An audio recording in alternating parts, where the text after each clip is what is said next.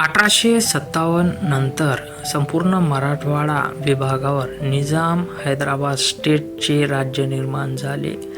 याच मराठवाड्याचा भाग म्हणजे किनवट परिसर आणि माहूर परिसर होय. या परिसराला बिरार म्हणजे विदर्भ लागून होता. किनवट हा परिसर निजाम कालखंडात आसिफाबाद जिल्ह्यात होता. त्यानंतर आदिलाबाद हा 1940ला जिल्हा झाला. त्यानंतर स्वातंत्र्य मिळून देखील निजामाच्या तावडीत हा मराठवाडा होता आणि स्वातंत्र्यानंतर 1953ला फाजल अली कमिशन हे नियुक्त झाले.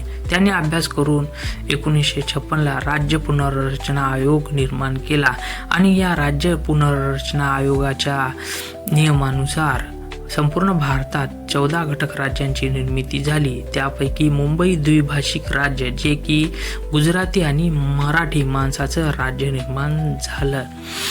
अशा अवस्थेत 1956ला किनवट तालुक्याची निर्मिती झाली, जो किनवट तालुका हा नांदेड जिल्ह्यामध्ये समाविष्ट करण्यात आला आणि महाराष्ट्राचा भाग बनला.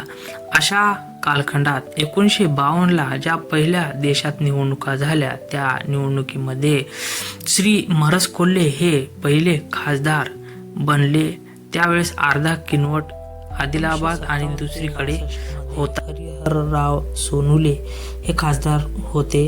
1962 ते 67 मध्ये श्री तुळशीदास जाधव तर 1967 ते 1977 पर्यंत श्री व्यंकटराव तरोडेकर हे खासदार होते.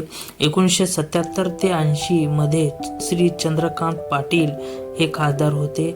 1980 पासून ते 1989 पर्यंत श्री उत्तमरावजी राठोड हे किनवट परिसराचे खासदार राहिलेले आहे.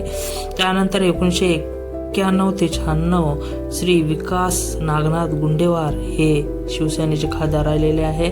1996 ते 98 श्री शिवाजी माने तर 1998-99 श्रीमती सूर्यकांताताई पाटील, त्यानंतर टी.व्ही. पाटील आणि श्री हेमंत पाटील व नागेश आष्टीकर हे